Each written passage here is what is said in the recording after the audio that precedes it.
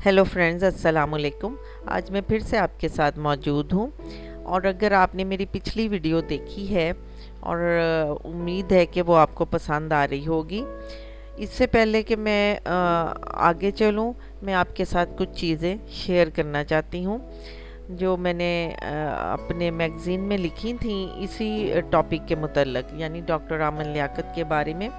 आपको याद होगा कि डॉक्टर आमन लियाकत ने अपने जो सबसे पहले शो की इब्तिदा की, उसका नाम आलम ऑनलाइन था और वो प्रोग्राम बहुत अच्छे से टीवी पर चल रहा था और लोगों में मकबूलियत हासिल कर रहा था और बहुत से लोग उसको बहुत शौक़ से बैठ के देखा करते थे। लेकिन फिर एकदम से ऐसा हुआ कि उनकी ऑफ दी कैमरा बातें किसी ने अपलोड कर दी यूट्यूब पर और वो वीडियो जो है बड़ी तेज़ी से लोगों में वायरल होने लगी। तो इससे पहले कि हम आगे चलें, मैं आपको उस वीडियो की कुछ झलकियां दिखाती हूँ।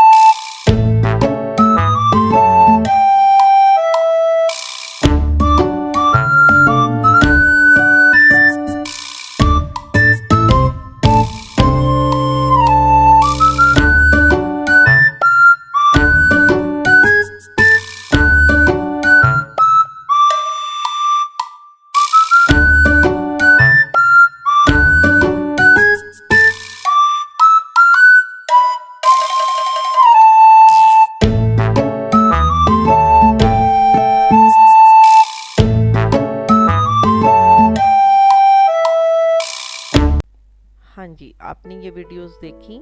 और मुझे उम्मीद है कि इसे देख के आपको बहुत कुछ याद आया होगा। लेकिन हमने इसमें से इनकी आवाज़ को हज़फ कर दिया है क्योंकि वो अब इस दुनिया में मौजूद नहीं रहे और तहज़ीब और अखलाकियात हमें उन चीज़ों की इजाज़त नहीं देती जिन्हें उन्होंने भी अंत तक नहीं तस्लीम किया। बहरहाल मैंने भी जब ये वीडियोस देखी थी मुझे गुस्सा आया और मैं चूँकि उन दिनों में एक लोकल मैगज़ीन के लिए लिख रही थी, जैसा कि मैं आपको पहले भी बता चुकी हूँ, तो मैंने भी इनके ख़िलाफ़ और उस चैनल के ख़िलाफ़ भी बहुत कुछ लिखा। और उस वक़्त मैंने जो कुछ बयान किया या लिखने की कोशिश की, उसकी शुरुआत मैंने कुछ यूँ की थी कि हाथी के दांत खाने के और दिखाने के और कौवा चला हंस की चाल तो अपनी ही भुला बैठा। और इसके अलावा मैंने एक हदीस का हवाला भी दिया था कि मुनाफिक की 3 निशानियां हैं कि जब वो बात करे तो झूठ बोले, जब वादा करे तो वादा खिलाफी करे और जब इसे कोई इमानत दी जाए तो उसमें खयानत करे। मैंने ये इसलिए बयान लिखा कि हमारे नज़दीक चूँकि अल्लाह मियाँ ने उन्हें इमानतदार बनाया था रिलीजियस स्कॉलर की सूरत में, तो उनसे ऐसी चीज़ों की उम्मीद नहीं थी। बहरहाल उस वक़्त ahnaf.com ने भी एक वीडियो जारी की थी, जैसा कि आपने इसके एंड पर देखा है, जिसमें वो बकौल उनके वो सहाबा कराम की शान में गुस्ताखियाँ कर रहे थे और उन्होंने उलमा कराम ने उनके लिए तौबा का फतवा भी जारी किया था। लेकिन फिर सभी ने देखा कि वक्त जो है वो बदल जाता है और जितना ज़्यादा उनके ख़िलाफ़ जहर उगला गया, आमन लियाकत ने उतनी ही शिद्दत से उसका इनकार किया और फिर उसके बाद जो है उन्होंने सही और गलत में पढ़ने की बजाय सिर्फ अपने काम पर तवज्जो दी। और अगर उनकी पर्सनैलिटी को देखा जाए तो हमें महसूस होता है कि उन्होंने अपनी पूरी ज़िंदगी में, हत्ता कि जिन्होंने उनकी बहुत बाज़ का गलत किस्म की जो